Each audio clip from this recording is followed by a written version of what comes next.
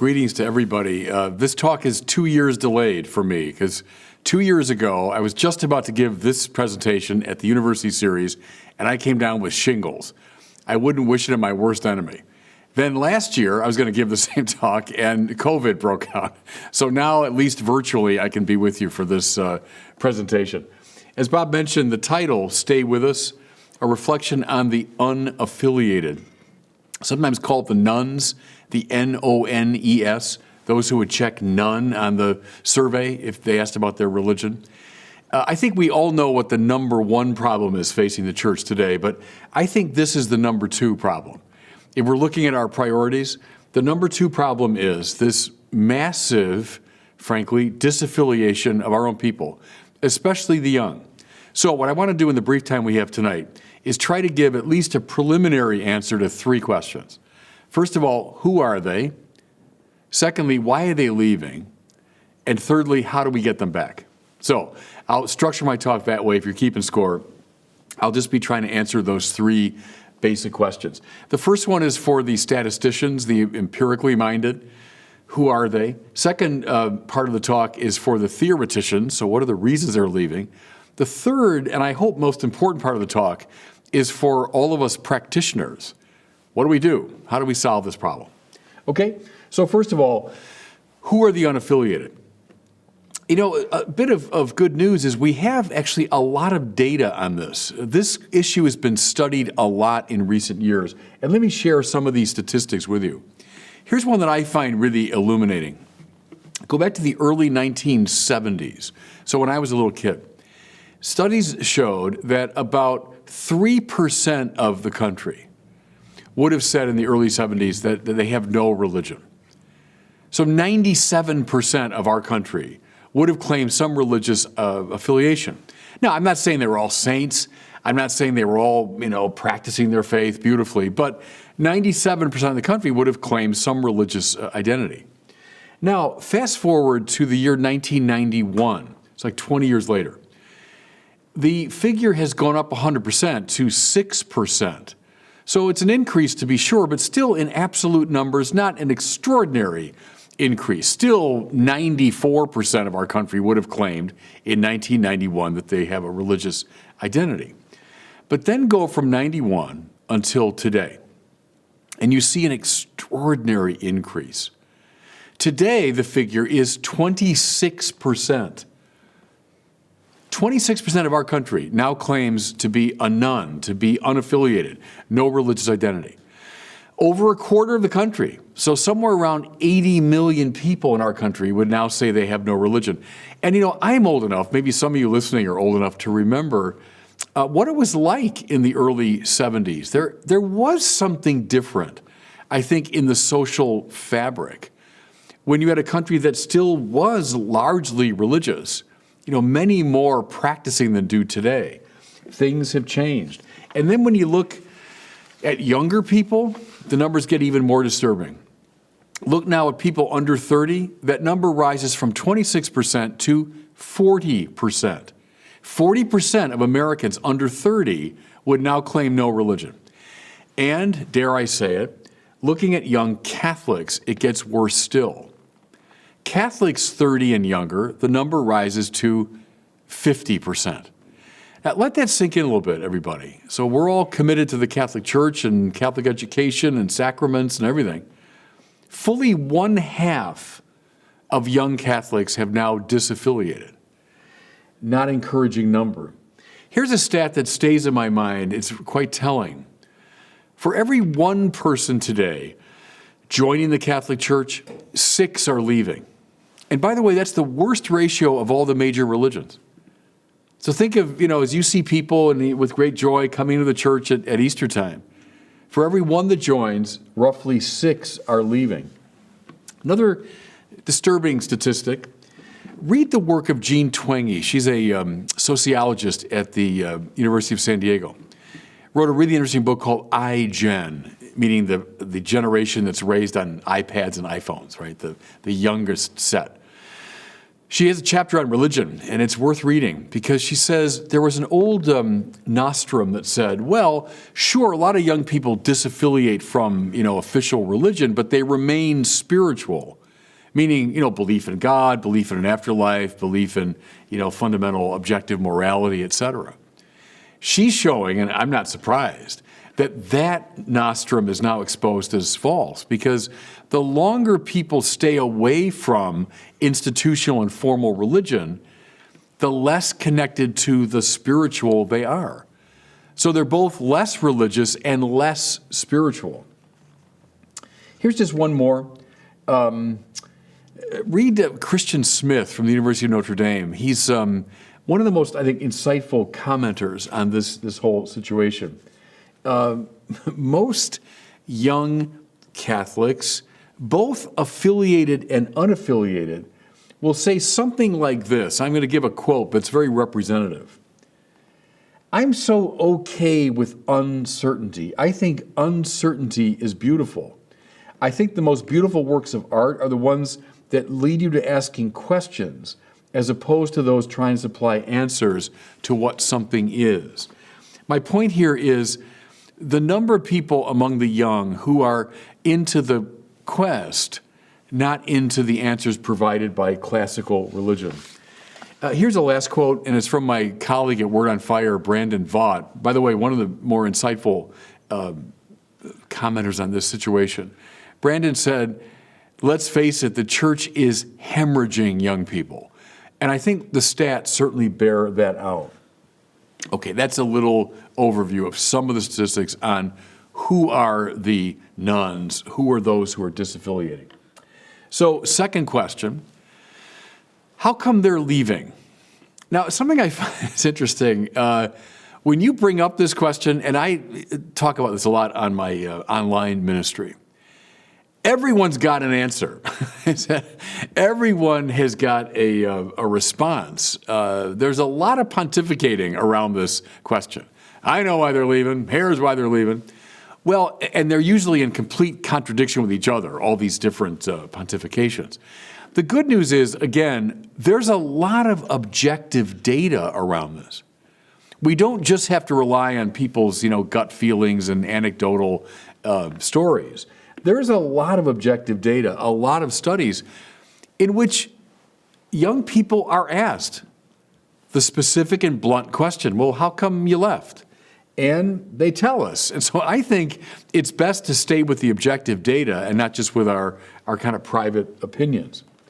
Let me draw your attention to two pretty recent Pew Forum studies that are very indicative. So I'm just citing two here, but it's very typical of the surveys done over the past many years.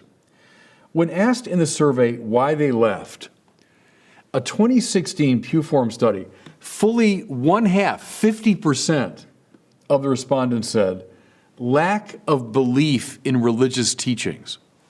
So they were given a number of options, like, here's 7 things, check them off, why you left.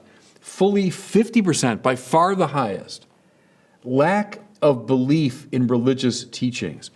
In a 2018 Pew Forum study, same question asked, it now rose to 60%. Checked off, I just don't believe the teachings of the religion. Here's a first observation, everybody. I find when talking about this issue, almost everybody reaches for a kind of behavioral explanation. I think young people leave because they were, mistreated. They had a bad experience at Mass. Maybe they're leaving because of the sex abuse scandals and all that. And indeed, I'll get there. They do figure in these surveys. But clearly, across many years now, the number one reason given is a more intellectual reason. They just are not getting their questions answered. They just don't believe what religion is teaching.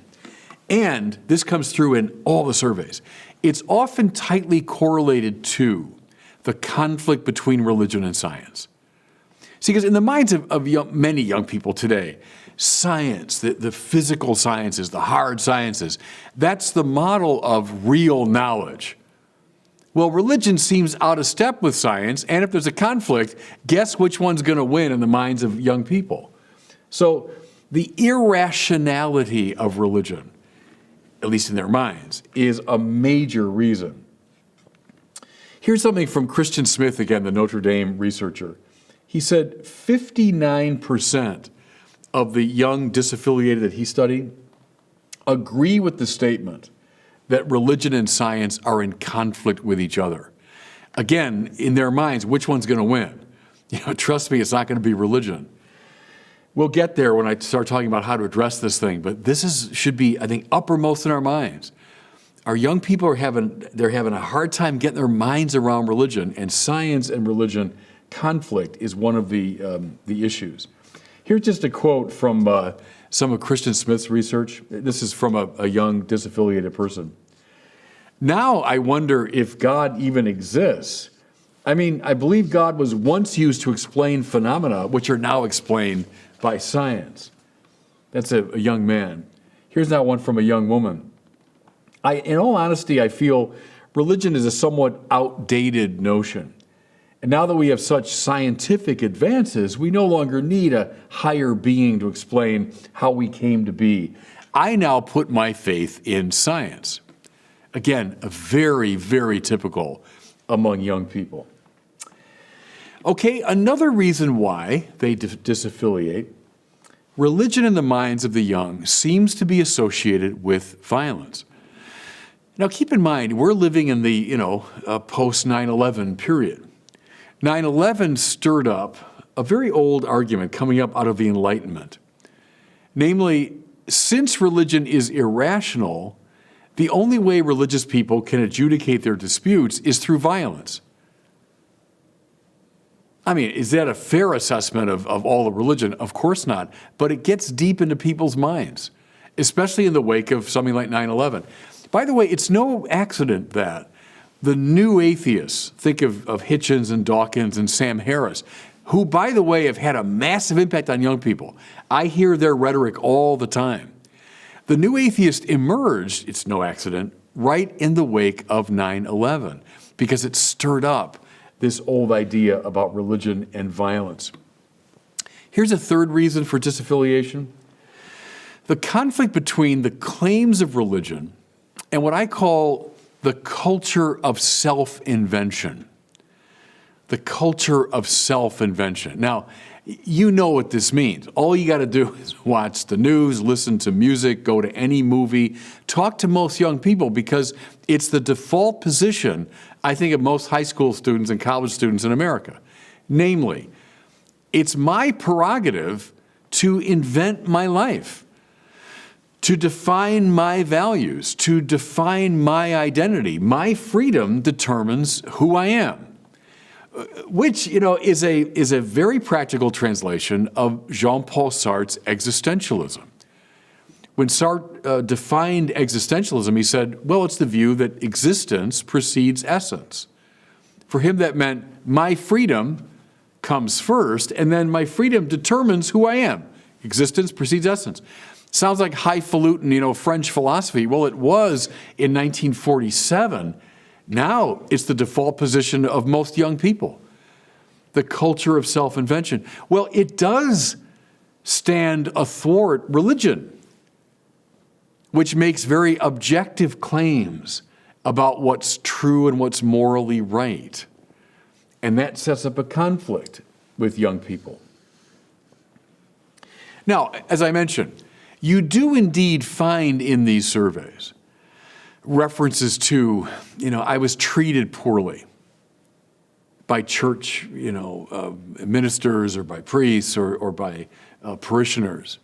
Here's one that kind of broke my heart, I remember when I first read it. Someone said, I left my Catholic church and no one ever called me. No one ever inquired how I was doing. No one from the church ever reached out to say, hey, we haven't seen you. So you do indeed hear that a lack of welcome in the community, being treated poorly. And then indeed, I'm not trying to under stress this. It's just not the number one reason by any means, but it's there. The scandals. Almost my whole priesthood's been under the shadow of the sex abuse scandals. So I know all about that. And young people, they know all about that. It's gotten deep into their minds and hearts, and that is indeed a block, no question about it.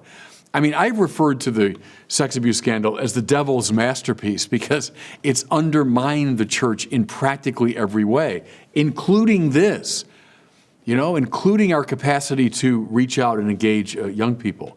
So that is indeed a reason. And then finally, I'll say this, survey after survey, the church's teaching on matters sexual is a block for a lot of those who have disaffiliated. Now, if you look at older disaffiliated Catholics, it's almost always the issue of divorce and remarriage. It's interesting to me, the synod that produced Amoris Laetitia, 2016, I guess that was, the issue of divorce and remarriage and communion and so on, that's very much the sort of prime sexual concern of an older generation of Catholics, Pope Francis' generation. Now, as you get younger, what comes into focus is the question of gays, that the church is at least seems to be cruel and exclusive toward gay people. Now get even younger, get down to the iGen generation, it becomes the issue of transgenderism. So that's true. As you look at these surveys, people will say the church's attitude toward human sexuality is unrealistic, or it's exclusive, or it's cruel. So those are indeed present. Okay, so we know statistically, who the disaffiliated are. We know their numbers. And we can tell from these surveys, I've just gone through a few of them, but some of the main reasons why they've chosen to disaffiliate. I think as we push forward in different ways, it's just wise to be aware of these objective data so we don't just go on our kind of gut feelings about it. Okay, I went a little bit quickly through those first two questions because I think this last one is the most important, and I want to spend the most time with it. Namely, how do we get them back? Or if I might suggest, this thing cuts in both directions. How do we get them back, but also how do we prevent them from becoming nuns in the first place? Right? How do we interrupt this tendency toward disaffiliation? So all the answers here are meant to cut in really both those directions. And maybe, I say this now as a pastor, it's that second one that's maybe more important. How do we keep young people from wandering away from us? Okay, so I'm going to suggest 5 things. There are many more things we could say, but I'll just suggest 5. And these 2, mind you, are based on a lot of statistical surveys. As you listen to young people and say, well, what do you remember fondly? Or what would bring you back? It'll be reflected now in some of the answers I give here. Here's the first one. Get young people involved in the works of justice. Get young people involved in the works of justice. So, as I said, there's a lot of hesitation when it comes to the church's sexual teaching. I am not arguing that we should jettison our sexual teaching, not at all. But I don't think when trying to reach out to the disaffiliated, it's wise to begin with the sexual teaching. It's what they find problematic. But they will say in survey after survey, what I remember fondly or what I feel passionately about is the church's commitment to social justice. They find that very attractive. Well, it's a great part of our Catholic tradition.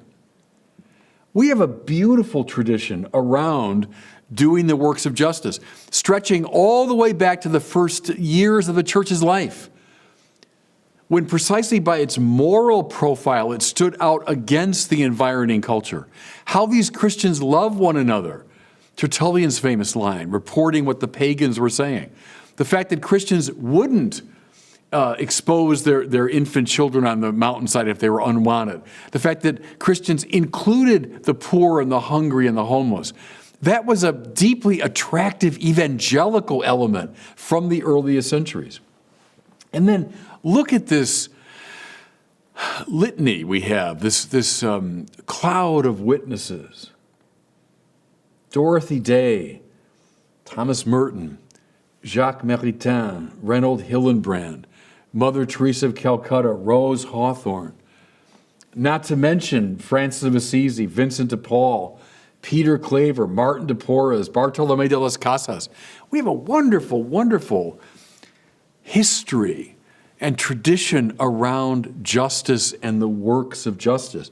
Well, highlight it, announce it, boldly proclaim it, bring these people forward. Young people find it very enticing. Good, we should use it. And even more importantly, get them involved. You know, I deal a lot with our confirmation prep programs. You know, I confirm all these kids out here, and I love talking to the teams that prepare them. I talk to the kids themselves. And again, they'll talk about having that experience of going down and serving the homeless, working in the soup kitchen, going over to Catholic Charities and feeding the hungry. Of course they do. Of course they do. It gets deep in their souls. Get them involved. I love this story. It's from the ancient church, the great church father Origen. A young man named Gregory came to Origen and said, "I'd like you to teach me the Christian faith." Origen said, "First come and live our life, and then you'll learn our faith from the inside." Very good advice. And that young man, Gregory, is now known in the tradition as Gregory Thaumaturgus, Gregory the Wonder Worker. He himself became a saint. That's often how it works. Come join our life, see how we live, see our commitments. And that has an evangelical power. Or this from Jared Manley Hopkins, the great Jesuit poet. Appropriate now at the beginning of Lent to tell the story because a young, struggling seeker came to him and said, "I'm just having trouble believing in God." And Hopkins said, "Give alms." He didn't give him an argument. He didn't give him theology or philosophy. He said, "Give alms." There's something about participating in the works of justice, concrete care for the poor, that has an evangelizing power. It always has, still does. I want to just give you a couple quotes here, still under this rubric. I'm quoting here from a guy named Stephen Bullivant, who's a wonderful researcher over in England, has looked very carefully at this issue of disaffiliation. I'm quoting here from people who have left the church, but are recalling what they still savor. Listen. "I admire the fact that the Catholic Church is the biggest provider of health and education after governments in the world." That's from a lady, 64, who disaffiliated. Another lady says, "The church has soft power. Its reach is virtually ubiquitous, and I believe this could be important in various ways. For example, monitoring modern slavery. It also contributes greatly to education and health worldwide. It's so good for charity." Mind you, as a disaffiliated person speaking, but she's still savoring this element of the church's life.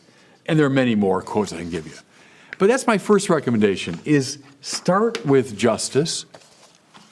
I don't think, especially wagging fingers around sexual matters, is a good place to start. Again, I'm not saying we get rid of it, but I wouldn't recommend starting with that. Okay, second recommendation. Use what Pope Francis calls the via pulchritudinis, Latin for the way of beauty.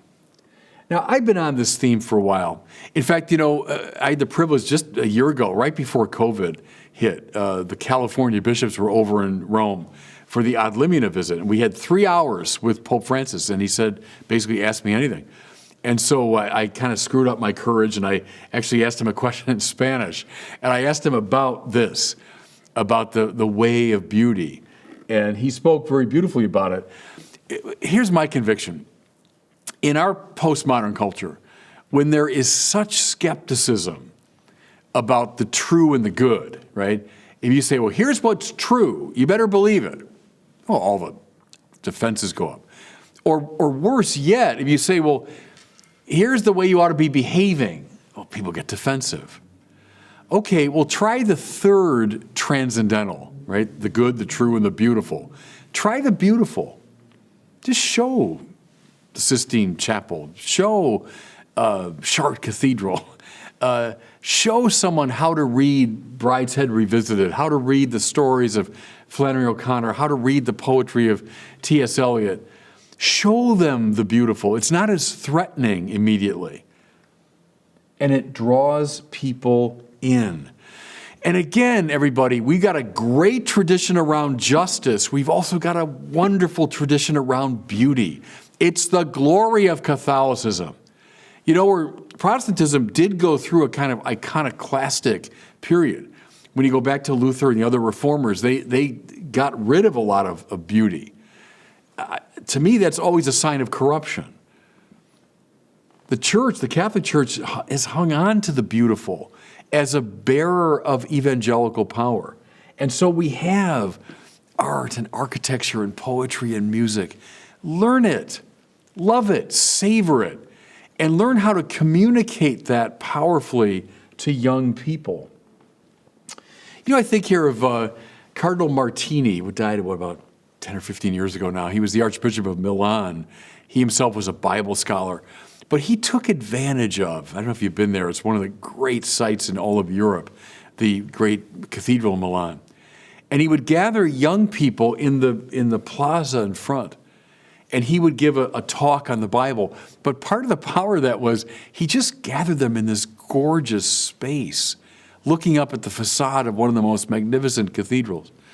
Or I think of one of my heroes, Cardinal Lustige of Paris.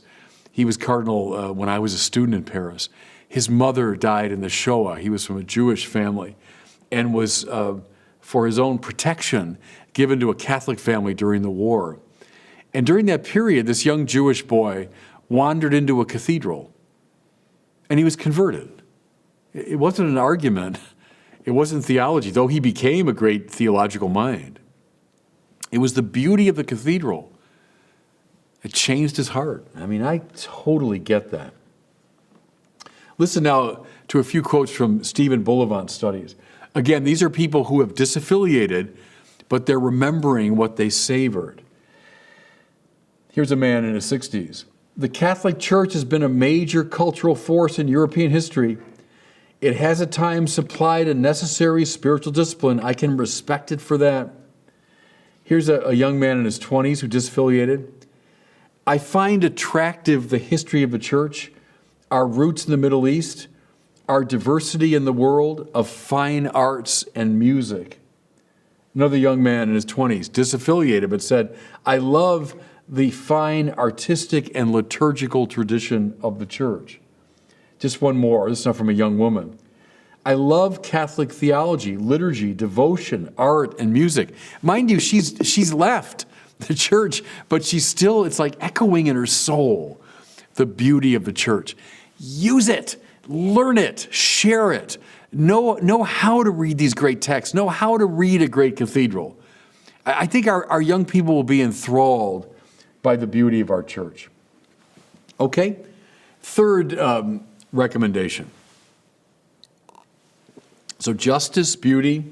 And the third one, you probably can guess this from if you've been following my work at all over the years, if you paid attention to what I said is clearly the number one reason why young people are disaffiliating, clearly number one, I don't believe these teachings, science and religion, all that.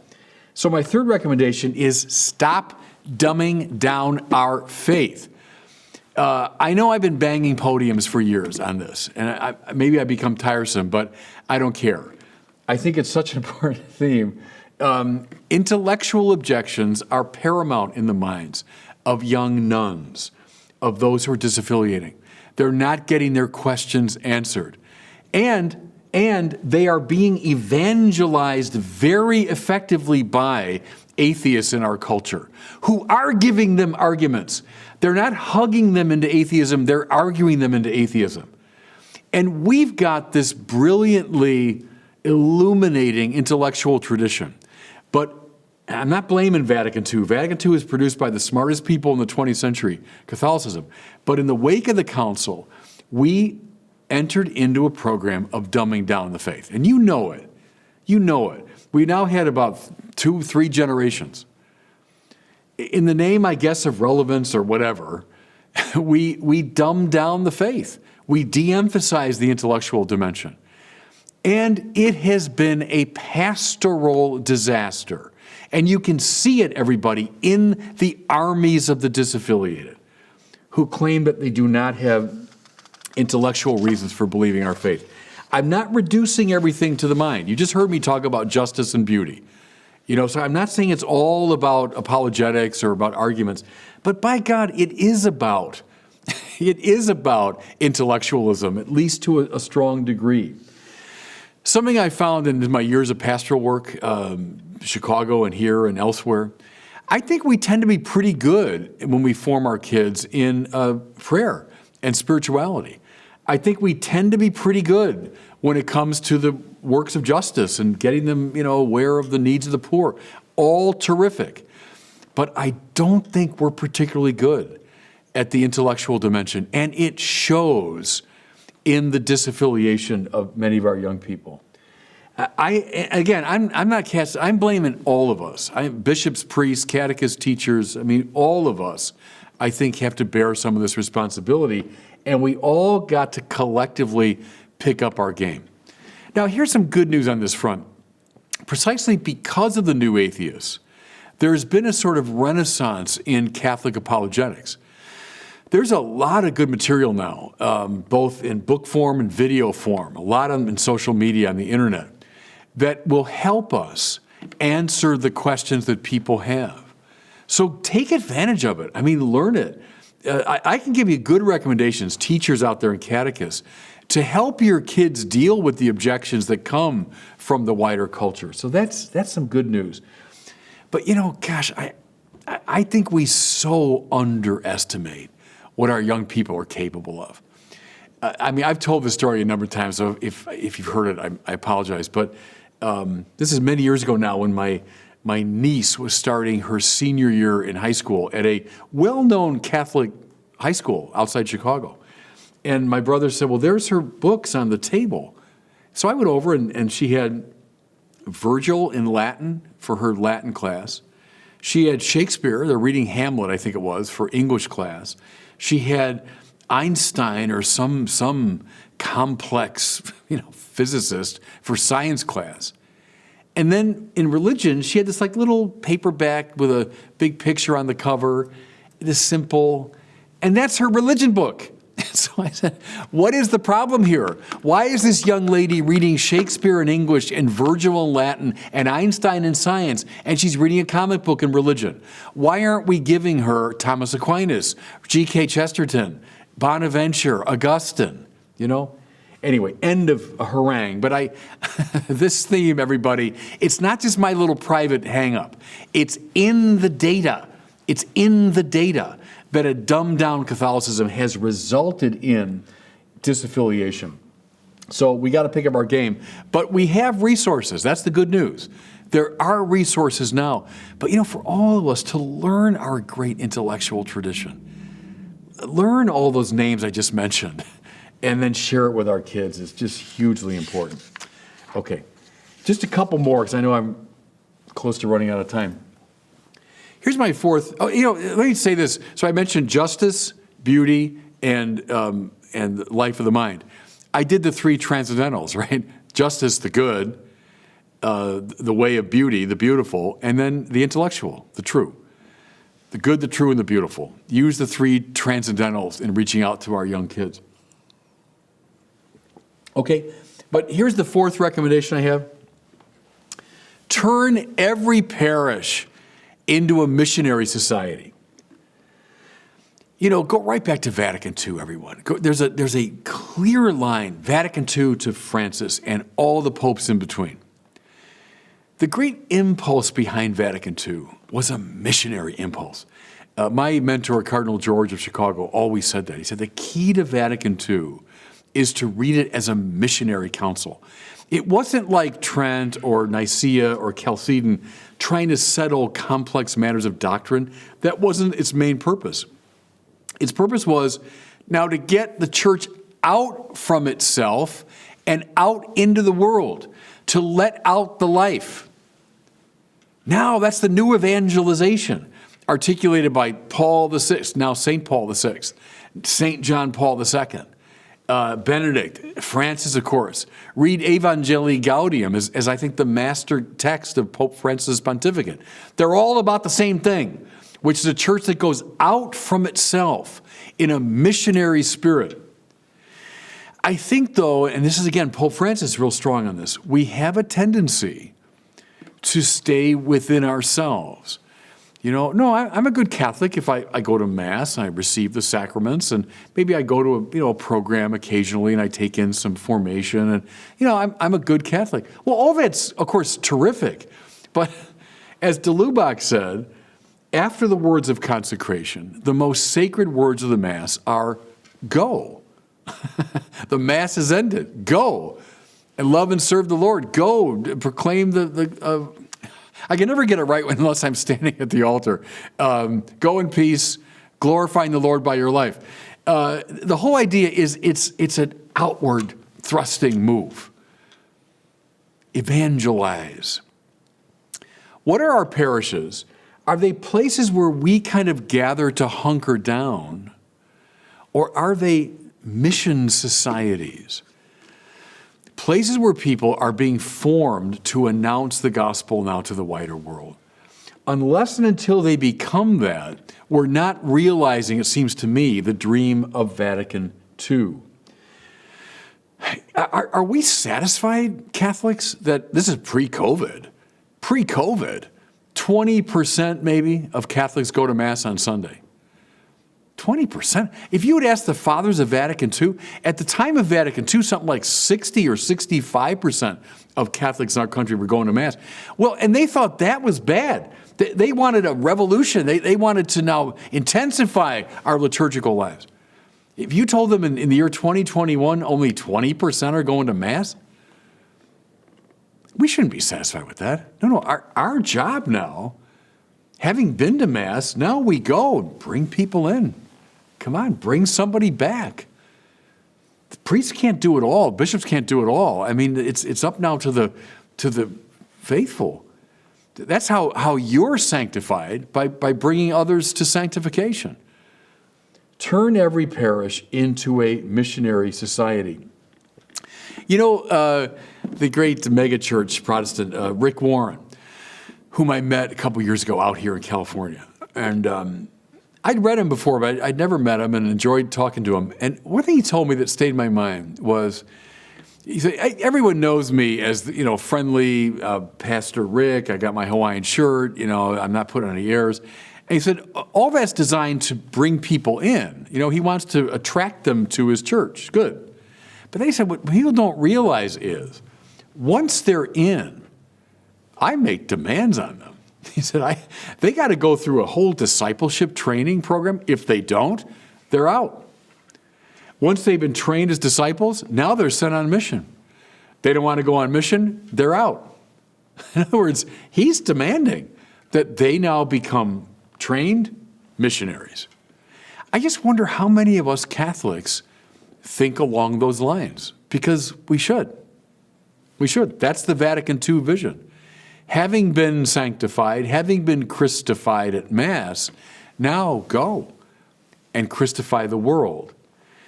I like that line that says, when you walk out the door of any church in the United States, you have entered mission country. It's true, isn't it? I mean, you don't need to go to Africa or to Asia for mission country. It's right outside the door of your church every time you leave Mass. Do we see our parishes as training centers precisely for evangelists, missionaries, and disciples? Now, again, we could do a whole talk on that. That would be a good focus for another 45-minute talk. What would that look like? But start thinking about it. You and the pastor together, you and your friends in the parish, start thinking about that. What would that look like if we were a missionary society? Okay, here's a fifth and final recommendation. We have to be digital missionaries if we want to reach young people. Let me take you back to 2018. I had the privilege of being a delegate at the Synod on Young People, gathering of bishops from all over the world with the Pope every day. It was a marvelous experience. It was a whole month in Rome with the Pope practically every day, listening to talks from the bishops. Then we had smaller, language group sessions and all around this question, really, of young people and how to re-engage them. Well, I listened for a couple of weeks, and what struck me was all these very good people, but they were talking almost exclusively about what I'd call parish programs.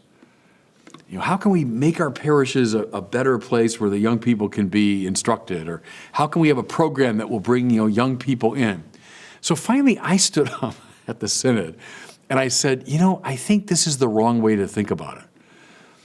We have armies of the disaffiliated, so we know that. They're not likely to come to our parishes. Years ago, that was true. We kind of assumed Catholics would come to be evangelized at our institutions, at our schools and parishes and seminaries. But they're not. We've got to go get them. We've got to go out from our churches to get them. But I said, the good news is, precisely when we're experiencing this crisis of disaffiliation, we've also been given, through God's providence, the means to reach people who have disaffiliated. And I mean here the social media. And I've said before, it's a revolution as remarkable as the Gutenberg Revolution, I think. It's comparable to that. The way it's changed and enhanced our capacity for communication. Precisely when they're not coming to us, we can go out to them through these social media. And let's face it, you know this. The vast majority of people 30 and under, they live on the internet. That's where they live. And so we've got to invade that space creatively, and we can now through the social media. I've had a fair amount of experience with this because of my Word on Fire ministry, which began really as an experiment. I knew I wanted to evangelize. I had an instinct that we could go beyond the classical kind of radio and television approach, that we could start using these new media. But when I started, in the early 2000s, these things were in their kind of incipient stage. I remember YouTube came into being in 2006, and it was February 2007 that I put out my first commentary on YouTube. Well, I didn't know. I had no idea who was watching. I didn't understand that world well at all. And I was thrilled when 300 people would watch one of my videos. My point is, we just kind of started small. And my instinct was, don't begin with, finger wagging, or don't begin with, moral correction. It's likely not going to work well with young people. But rather begin by looking out at the culture and finding what the church fathers called semina verbi, right? Seeds of the word. There's going to be something in that film or in that book or in that news event or something going on in the culture that is redolent of the gospel. There's something of the gospel there. And if you can see it and point it out, it might be a way of drawing people in. Well, again, it was an experiment. I was just, kind of hoping against hope it might work. And the amazing thing is, I think it has, over the years, had that effect. I got, so many stories I could tell about people that, look, Father, Bishop, I was an atheist, I'm an agnostic, I would never think of coming to church, but I stumbled on your video. And they call it the sticky quality of the internet, that you start here, but it links to here, to here, to here, to here. And before you know it, you're watching something you never intended to. Well, it happens a lot with the videos that I do. Someone, they like Bob Dylan, and they find out that, I have a video on Bob Dylan. They like the films of Clint Eastwood, and I got this review of one of Clint Eastwood's movies. They like history, and that brings them to some commentary I did on, It works. I think it can work. And I think parishes endeavoring to be missionary societies should get young people who know how to use this world and do it. Do it. They've got this in their fingers. I mean, I don't. I didn't grow up with this stuff. I rely on these wonderful younger people at Word on Fire that know how to use all this stuff. But heck, find them. Find young people. And then I've told my brother bishops this. If I were bishop of a diocese, I would try to find some really bright young priest. Send them for doctoral studies, but not to teach in the seminary, not to run my education programs in the diocese. I would send them to get a doctorate and then be my main person for outreach through the social media. Because I'll tell you one thing about it too, is you got to be smart. You got to know what you're talking about. You can't just say, well, I'm full of goodwill and I want to reach out through the social media. Yeah, but you're going to meet all kinds of questions and issues and objections, and you got to be grounded in the great tradition to respond. Let me give you one example of this. I don't know if you know about this website called Reddit, Reddit. I brought it up at the Youth Synod, I remember, and I brought it up at the USCCB meetings, and some of the older bishops were like, what is he talking about? Well, Reddit is like a forum, for discussion of issues. You bring up different matters, everyone jumps on and shares their opinion. It's kind of, rough and tumble. That's one thing, if you want to get involved in the internet world, you got to have some thick skin. People don't just play around on the internet. I mean, there's some pretty harsh language being used. Anyway, Reddit has a feature called AMA, which means Ask Me Anything. So I heard about this from one of my Word on Fire people, and he said, why don't you go on and try it? So I did, and I just said, I am a Catholic bishop who loves dialoguing with non-believers and atheists and searchers or something like that, Well, it turns out, I think the first time I did it, I was the third most popular Reddit AMA of that year. And I'm saying it not because, they think I'm so great. They didn't know who I was from Adam, I'm sure. But that I was a Catholic bishop willing to wade into this sort of dangerous space. But enormous reaction. I did it a second time. This is maybe a year ago. I was the second most popular Reddit AMA of the year. And again, not because of me. They didn't know me. But that a Catholic bishop would avail himself of this opportunity. They responded like mad to it, Good. It shows the power of this kind of outreach. And I think we got to be willing and able to do it, And a word to the wise here, because many ask me, for advice about this. Don't give up. Start. So young priests said to me, how do I get going? I said, how about, put your sermons up? How about share some reflections? How about do a movie review or whatever? Start. Only, 100 people watch. So what? That's how I got going. For a long time, 100 or 200 people watched. Don't give up. Okay? Let me bring it to a close. I know I'm a little bit over time. The last thing, pray. And I don't mean to sound like just a nice, pious guy when I say that. Nothing in the Bible ever happens outside of prayer. I mean, it's just indispensable in the spiritual order. The famous story of Monica praying for Augustine over many, many years before he was brought back to the faith. Make this the focus of your Eucharistic adoration in your parishes. Bring it to the liturgy so that it's in the prayers of the faithful. Have groups in your parish that are specifically geared to pray for the disaffiliated. Let people bring forward names of particular people. This is my grandson. This is my daughter. This is my mother. They've disaffiliated. Let's pray for them. So above all these other recommendations, I would put prayer. And don't give up. It's a very serious problem. We need to address it, but we can address it relying on the grace of God. Thanks, everybody. Always good to be with the University Series.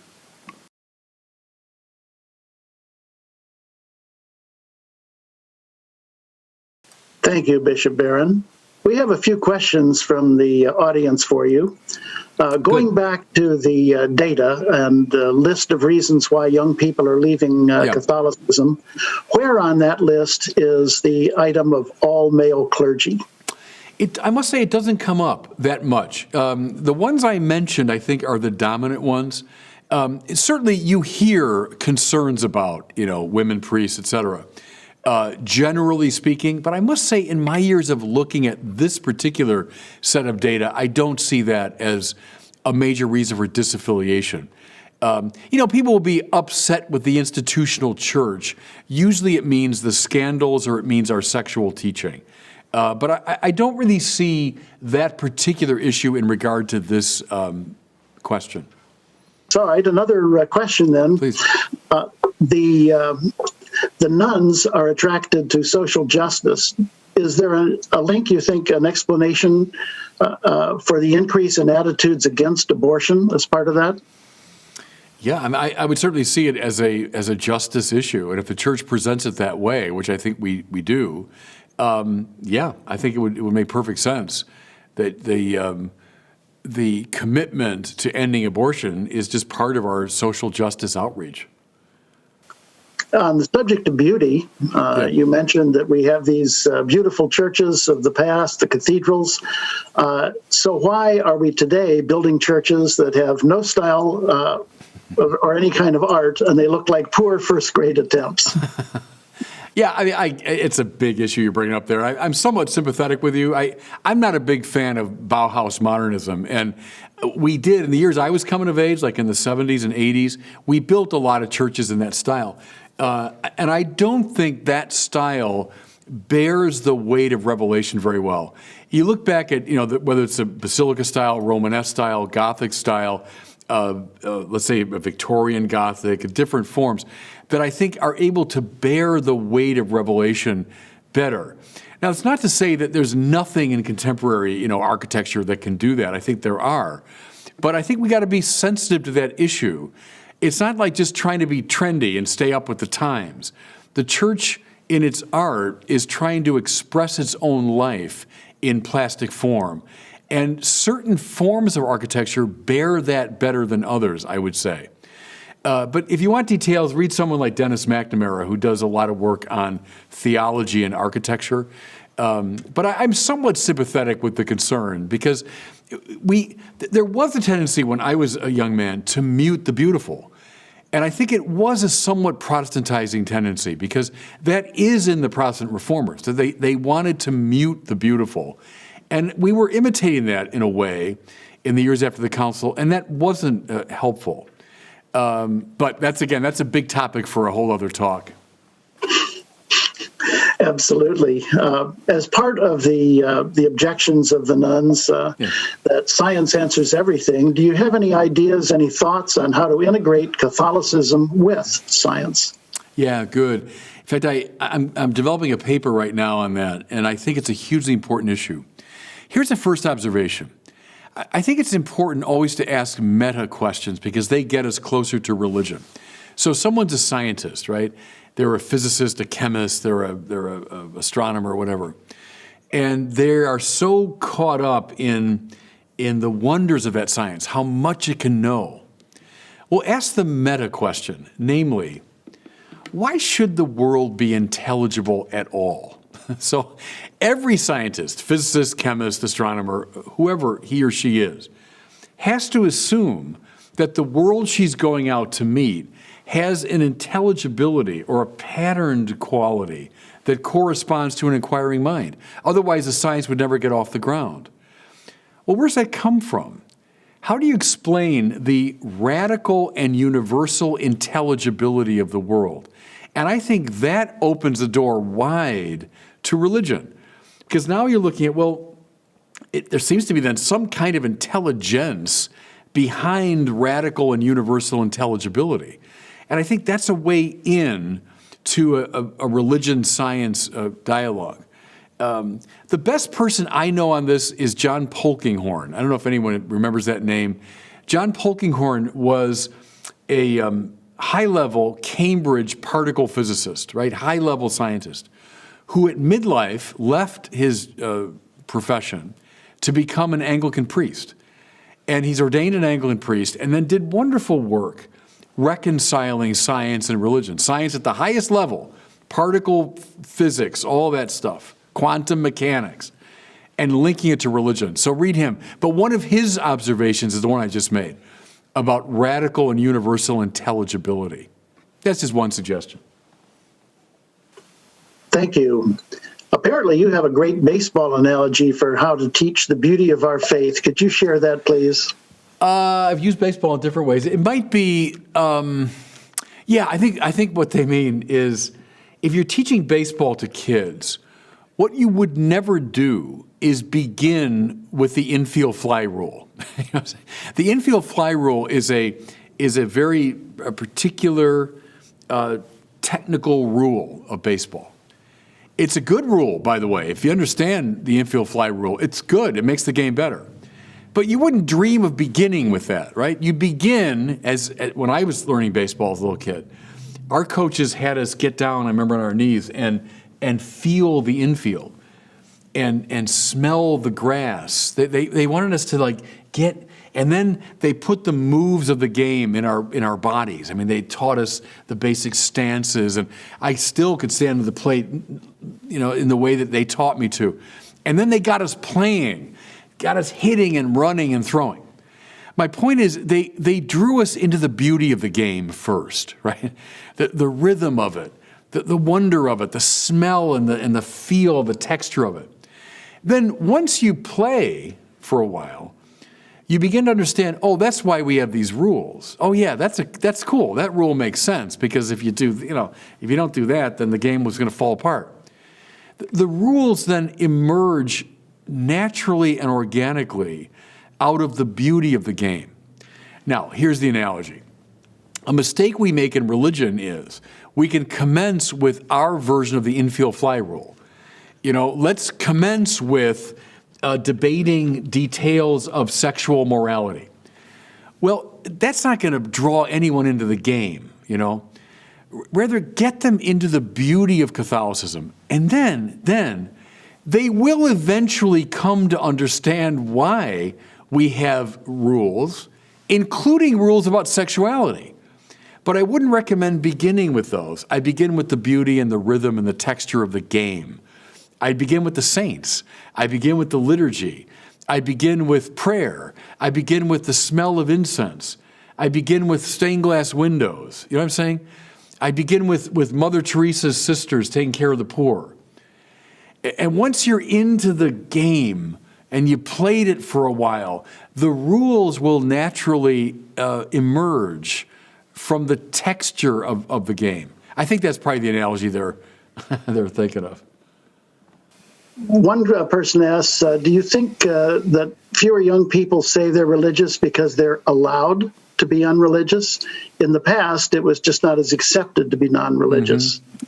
Yeah, it could be. That could be. And maybe that's okay, because I don't want people to feel obligated or to be, threatened or to be browbeaten, So, okay, if you got greater range and freedom, fine. But I'll say this, too. This goes back several years. I met a lady at the parish, and she said, my son, he's about 7, we're not making him come to Mass. We're going to let him decide what he wants to do, when he comes of age. And I said to her, yeah, but would you accept that logic in any other area of life? Like, would you say, don't worry about practicing your violin. Just, pick it up when you feel like it. Or, no, you don't have to go to baseball practice. Just, when you decide to go. No, I mean, we compel young people to do all kinds of things because we know that's a way it's going to enhance their lives. And if we leave everything up to freedom, we'd never experience much. We'd settle for a very low level of attainment. So I'm skeptical of it's a hyper-modern, the stress on freedom, freedom, freedom, freedom. I mean, freedom's overrated in that way. Some of the best things in my life came because I didn't have freedom. I was told to do something. And then it got into me in such a way that it made an experience possible that otherwise I wouldn't have had. So that's a little editorial on the side about too much freedom.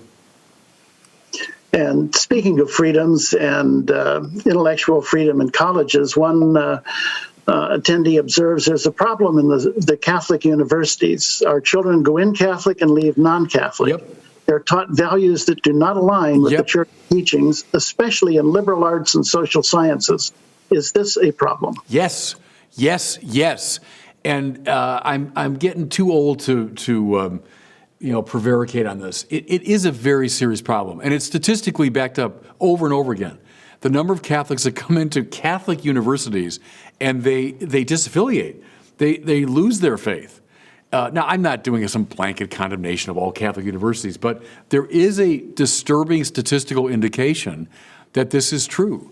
And too many of the Catholic universities have allowed their Catholic identity to evanesce. And they've adopted much more of a secular model of education. And what's the point? My thing is, we already got Princeton, and we already got Yale and Harvard. We don't need more of those. We need truly Catholic universities that honor our own intellectual tradition. And it should bother us big time that way too many Catholics are losing their faith, even at the Catholic universities. So, yeah, that's a problem. And I have another question from someone that she and her husband have 3 young children. They check all the boxes for church attendance, parochial school, etc., and yet they're having serious difficulty having their children baptized. They can't find people to serve as godparents because they can't get a letter from their church saying that they attend regularly. The majority of their close family and friends have left the church over the last decade. Yeah. So, yeah, I get that. Why this barrier to baptism for their children? Yeah, no, I get that. I don't have a good answer. I have to really sit down and talk to them. But I do understand that dilemma, is we're looking for godparents and looking for people to guide our young people into the faith. And that generation has become, not exclusively, but to a large degree, disaffiliated. So I get the frustration. I'm not sure I've got a really good answer to that one. I can share some of those details with you after. In the meantime, others are asking, are there any written course materials, any information that would be good leave-behinds for this, things to study further?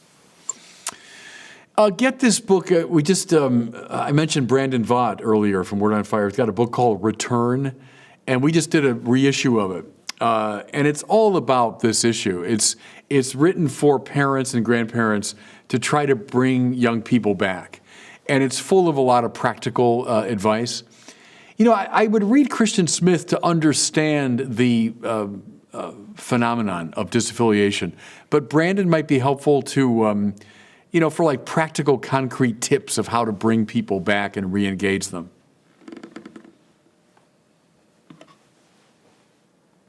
Thank you. And also on the subject of resources, do you have something recommended that discusses the transcendental values, the good, the true, and the beautiful? Well, the classic sources and Aquinas and people like that. But let me think. No, I can't come up with something right off the top of my head, something that's more accessible or more contemporary on that. Dietrich von Hildebrand, the great German phenomenologist, has a lot. That's a little bit heavy, though. Josef Pieper, another German philosopher, who's pretty accessible. Those are a couple places to look, but I'd have to think a bit more about a more accessible text. Aquinas is the classic place to look. Thank you. Back to schools for a moment. How great is the impact of the leftist progressive educators, I should say, of most Catholic schools from grammar to university, and their rejection of traditional Orthodox Catholic values? Well, it does worry me, yeah. At all these different levels now, and in California, some of those moves that are still being debated, and what our schools will look like and what curriculum will look like.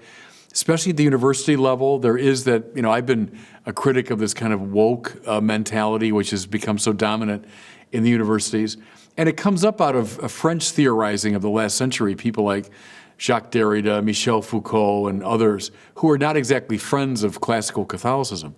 So I get that. I think it is a worry.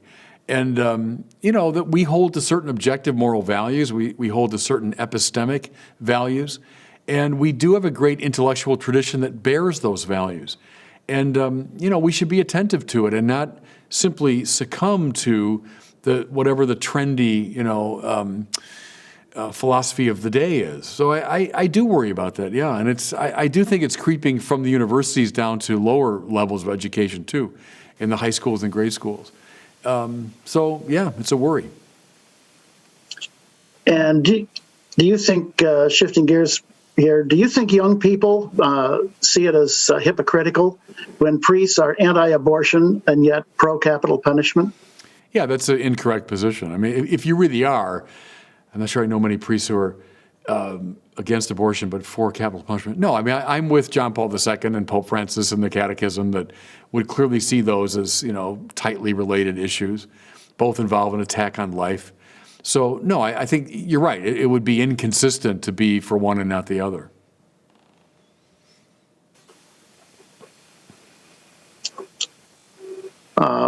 Do you think there's something missing in our catechesis to the very young in our Catholic schools?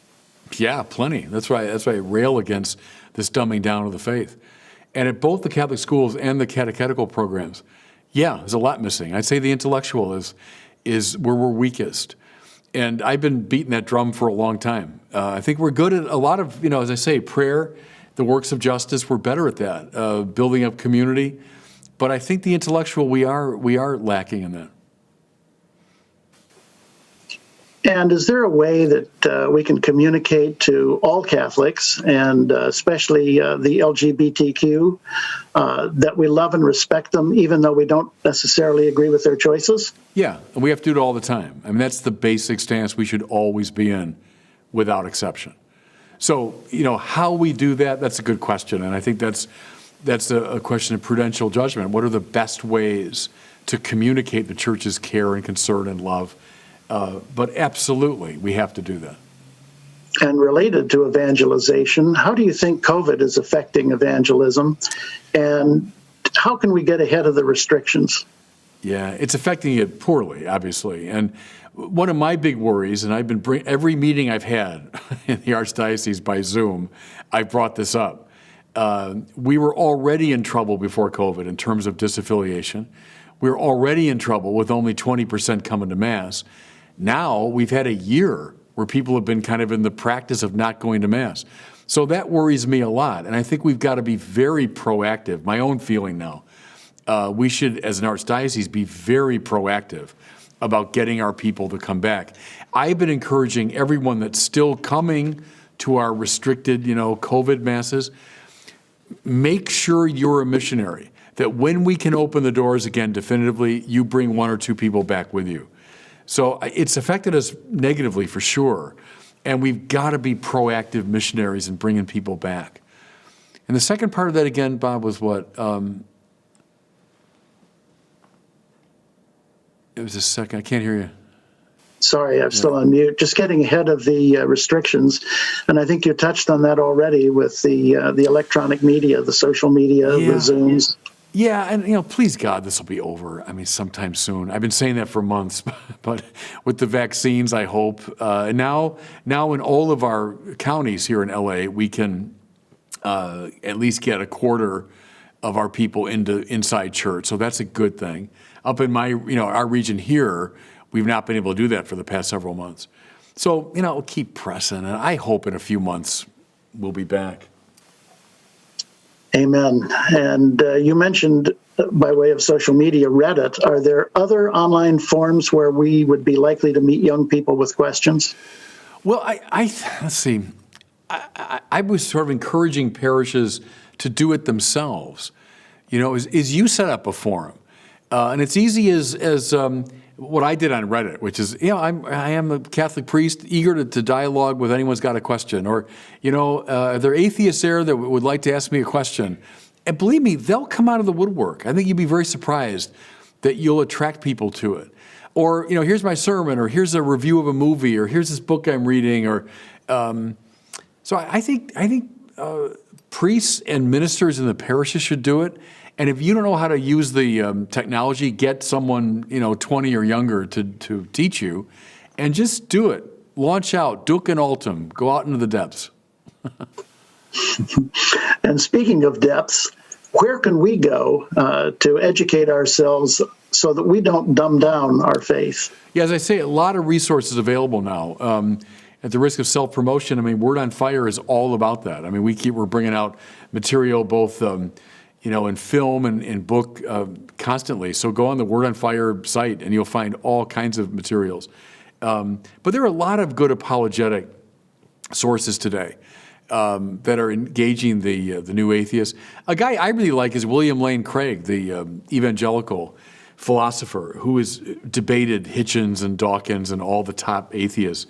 He's got some wonderful material. Now, I don't agree with him on every issue, but he's very good, I think, in engaging the atheists.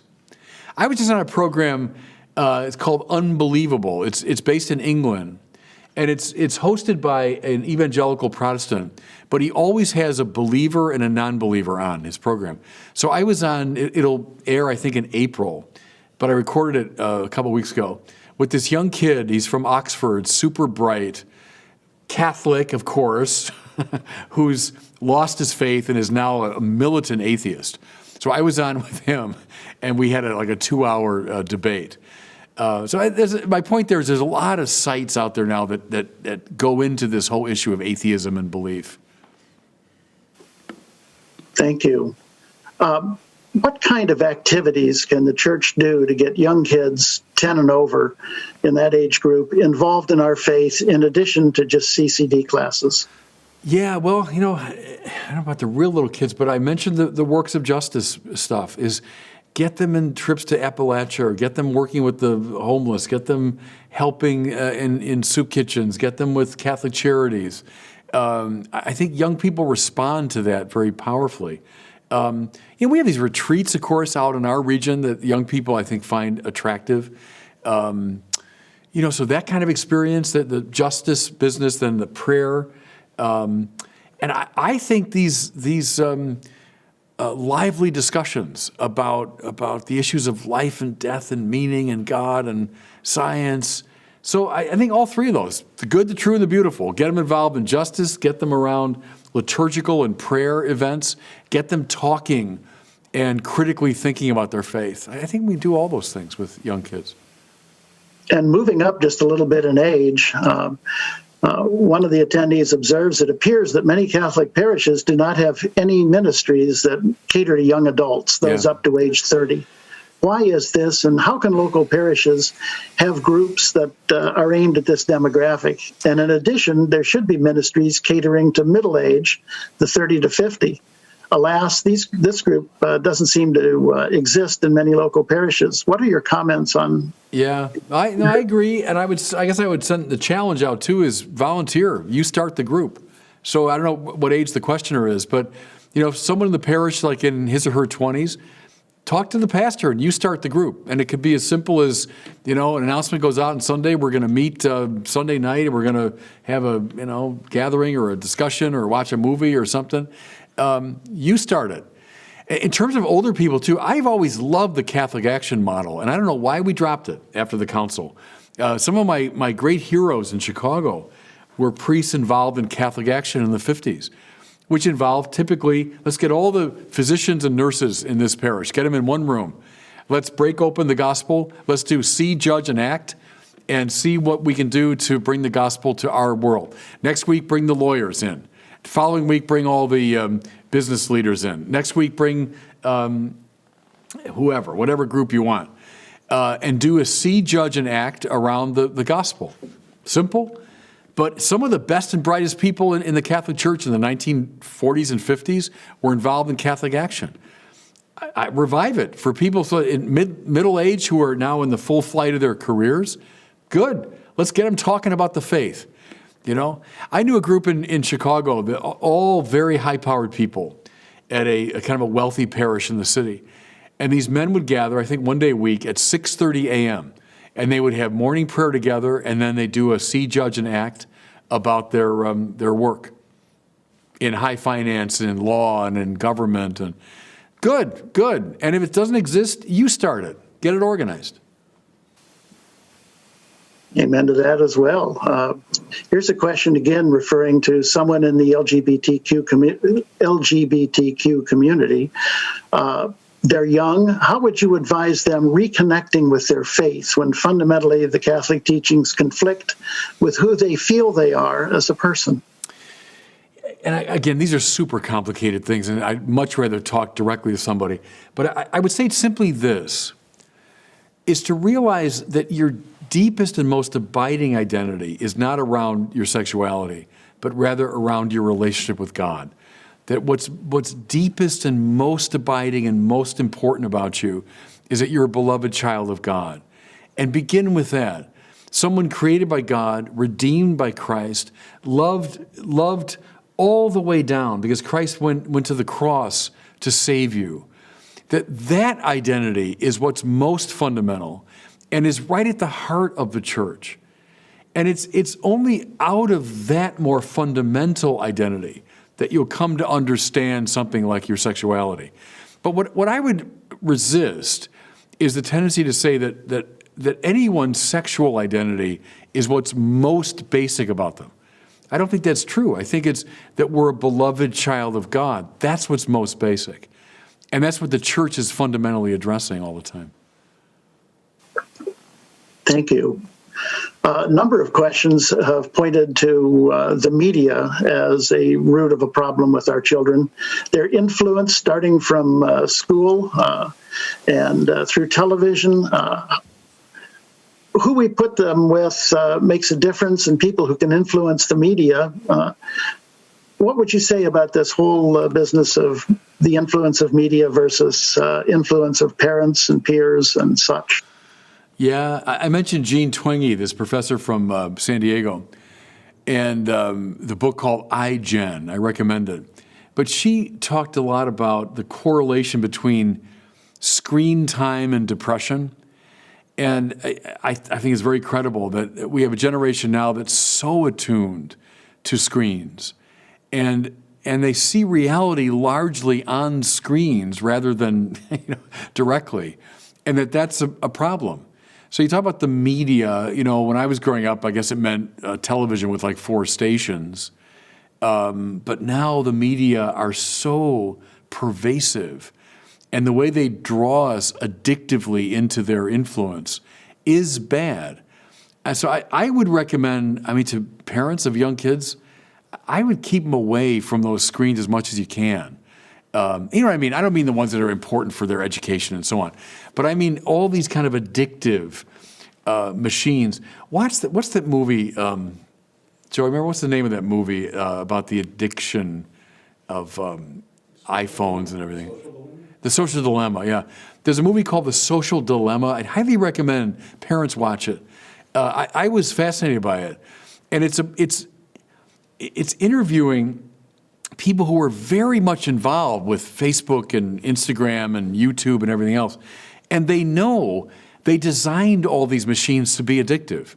They designed them to draw us, to themselves, and how dangerous that is psychologically, and I would say spiritually. So I would say to parents, watch that movie and be wary of the amount of time your kids are spending on them. And, the whole thing with teenagers and low self-esteem and the way that kind of awful culture of backbiting and critique and, when you go into comm boxes and people put photos up and then they're attacked. And there's something terrible about that world. And so I'd be careful with it, wary of it in regard to kids. Yes, that Social Dilemma is on Social Netflix, Dilemma, and that yeah. is a really excellent picture. You saw it, yeah. It's quite good. I agree. Yeah, my stepchildren that have seen it said, "Oh, we know all this stuff, but it is still shocking to see it on the screen." Yeah. There's also a comment, since we've heard so many negative things from one attendee. Simple statement: they went with their UCSB granddaughter to St. Mark's last night, and so impressed with the encouragement in reaching out to the college kids. Yeah, it's a great parish. I don't know if it was Father John Love who was there, but he's the pastor. St. Mark's, they do a wonderful job there, right? So I would hold that up too as a great model. Yes. And another question that we haven't seen yet tonight is how how is the church evolving with Francis's study of possibly ordaining women deacons? And do you feel this would positively affect our church population? And if so, why? I don't think it's going to happen. I just looking at, Francis has sponsored, I think, is it 2 separate groups to kind of study the question. The impression I have is that that's not going to happen. And I think it would cause trouble for our theology because of the way episcopacy and priesthood and the diaconate are linked together. That women should be drawn more and more and more into the life and ministry and leadership of the church, absolutely. But there'd be an issue there with our understanding of the clerical state, the understanding of ordained ministry. So I think that would cause some theological issues. I like a lot how Francis is reaching out, I think, very invitingly to women and bringing them into positions of great leadership and responsibility. And I always emphasize, too, that the most important thing in the church is being a saint. And anyone, man or woman, can start being a saint tonight. And saints have by far the most power in the church. We associate power with office, but that's only one very limited kind of power. The real power. Look, who was the most powerful Catholic of the 20th century? With the possible exception of John Paul II, it would have been Mother Teresa of Calcutta. I think say that without hesitation. She was the most powerful, influential Catholic of the 20th century. Of the 19th century, the Little Flower probably, or Bernadette of Lourdes. So it's the saints. That's where it's happening, not so much in office. And there's a question around, it's not always our nuns that are the issue. Many Christian churches pull in our young people and show them the beautiful. Yeah.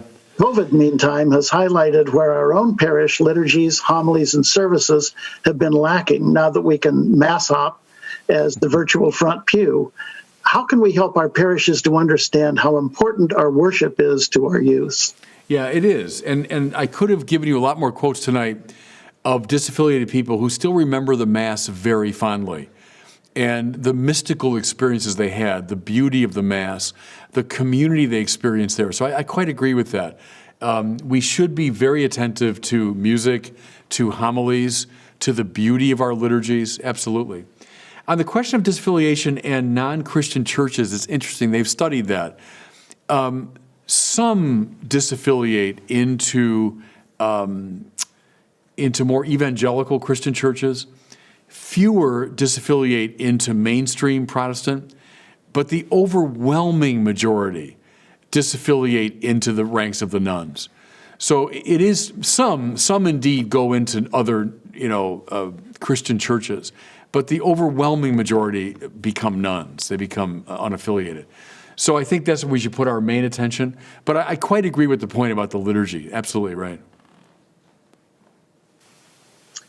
And can you comment, please, on how we can go about handling this cancel culture? Oh, I hate cancel culture. And I've been writing a lot recently about, I mentioned wokeism. I hate that whole approach. And its roots are in very dubious philosophical perspectives. But one of the ugliest faces of wokeism, I think, is the cancel culture. I just wonder, who are these perfect people that never think or do anything wrong, that have the right to eliminate someone for making, a faux pas or saying the wrong thing? And see, it's born, too, of an antagonistic social theory. Now, the roots of that are back in Nietzsche and people like that. And they're behind a lot of the woke perspective. Catholic social teaching is not an antagonistic social theory. But when you've got an antagonistic social theory that rests upon the us against them, think of Marxism. It's trying to foment social warfare, the warfare of classes and so on. But when you have an antagonistic social theory, the cancel culture becomes one of its flowerings, and it's particularly terrible. I think we have to resist it. The problem is that even though I think stats show something like 85% of Americans hate the cancel culture, but yet we're also afraid of it, that we succumb to it. I think the cancel culture people are like bullies, and most bullies are cowards, and when you stand up to them, they back down. And I think as a culture, though, we've been bullied. And we should realize strength in our numbers, and we should stand up to bullies and not cave into them. Anyway, that's a talk for another day, too. Indeed. And the issue of Harry Potter books, they were very popular, and the films, and there were incantations in them. Is there some way that we can properly counsel our children on the reading of those books? Yeah, I can't comment. I just don't know them. I know a lot of people who are great defenders of the Harry Potter books, but I must say I just have never read them, so I can't say. Then we'll stick with the social dilemma. Yeah. There have been several questions about resources, so I'll get a hold of Noel tomorrow. Yeah, good. And see if we can put together a reading list, and then we can send that out to everybody. Yeah, that'd be fine. That'd be fine. All right. Well, thank you very much, Bishop. I You're certainly welcome. appreciate your time and the grilling that you took on our questions here tonight. That's okay. All valid points, I know. They're things that you know and love. Oh, yeah. So I'd like to just say a couple of words in closing. Don't forget our presentation tomorrow, everyone. It's at lunchtime, 12:15. Dr. Paul Ford from Padre Sarah on the subject of horizontal surfaces in your home and how to turn them into altars in actual daily life, and how your home can be a holy place. So that's 12:15 tomorrow. And then a reminder that as soon as we close here, please stay online for about 30 seconds and wait for the evaluation to pop up. We look forward to what you have to say. In the meantime, thank you to all who helped put this on tonight. The staff at Word on Fire, the staff at the University Series, my friend Jonathan for standing by in case I needed him. Our webmaster, Ross Gile, has been on here too in the background. So it does take a village, if not a parish, to bring this to fruition. So thank you again, Bishop Barron. We really appreciate it. My pleasure. God bless you all.